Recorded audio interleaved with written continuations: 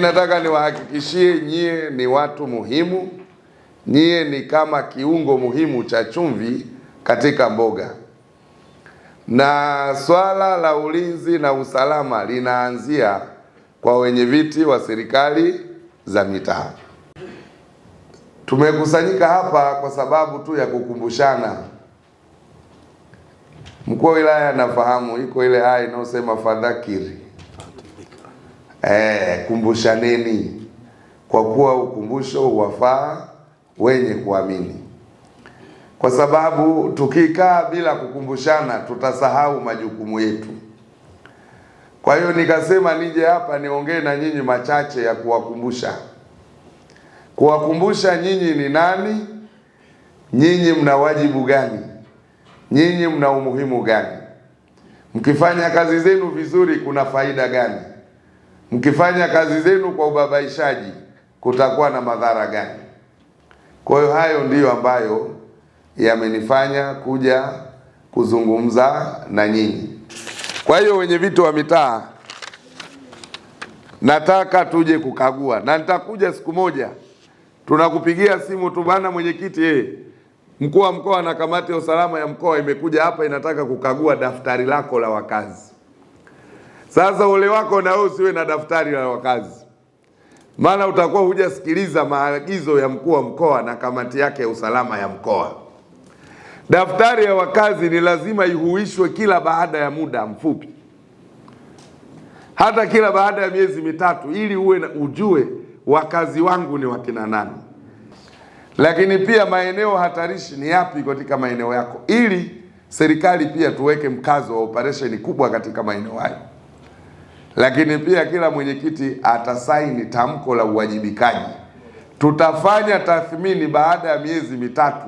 Je, yale tulioelekeza kwenye kile kikao mtaa kwa mtaa, halafu tutakuja hapa tutatangaza mtaa uliosikiliza na kutekeleza, wa kwanza ni upi, wa pili ni upi, wa tatu ni upi, wa 10 ni upi, na mitaa 10 ya mwisho ni ipi, na yenyewe itatangazwa hapa. Tuimarishe ushirikiano baina ya wananchi, serikali za mtaa na jeshi la polisi ngazi ya kata.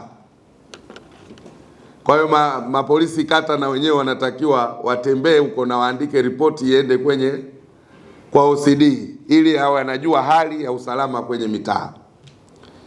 Kubaini viashiria vya uvunjifu wa amani, tuvidhibiti viashiria. Sisi hatutaki kudhibiti watu tayari wameshavunja amani, tudhibiti viashiria ili amani iendelee kuimarika. Kuendelea kutekeleza agizo la usafi. Iko mitaa ni michafu kweli kweli. Sasa katika hii swala la usalama tuwe pia na mashindano ya usafi. Tutakapokutana hapa tutakuwa na mashindano ya mtaa ambao umeongoza kwa usalama, mitaa ambayo usalama wake ni mbovu, ili tujue unaongozwa na wakina nani. Lakini nazindua rasmi mashindano ya usafi wa mitaa. Tutakuja hapa pia tusomewe mitaa 10 bora kwa usafi na mitaa 10 bora kwa uchafu.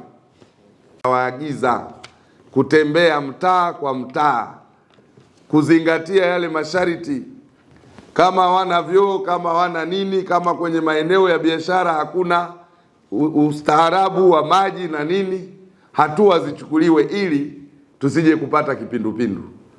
Ni aibu kubwa sana, unaambiwa una kipindupindu alafu unasema unatoka wapi? Tunatoka Mwanza jiji, tunatoka manispaa Ilemela. Hivi jamani, si tunafanana na kipindupindu?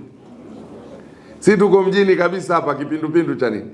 Kipindupindu ni dalili ya uchafu. Kwa hiyo tuendelee kuwapa elimu kwenye mitaa yetu. Maafisa afya wapite kwenye mitaa, wawaelimishe watu, na wale ambao hawazingatii kanuni za usafi wachukuliwe hatua za kisheria. Ninajua pia wenyeviti wana kaposho kadogo sana. Hawa kama wana madai yao ya posho walipe kwa wakati. Na kauli mbiu yetu sasa ni kwamba mtaa salama, wananchi salama, na mkoa salama, kwa maana ya umuhimu wa ulinzi na usalama. Kwa hiyo tunataka kauli mbiu hii ya mtaa salama, wananchi salama, nyinyi viongozi wa mtaa muielewe, lakini pia wananchi wetu waielewe. Viongozi wa serikali za mtaa tushirikiane kikamilifu na wananchi wanamzengo kwenye mitaa yetu, ili mtaa uwe salama na wananchi wawe salama. Hayo ndiyo ambayo nilikusudia kuyasema.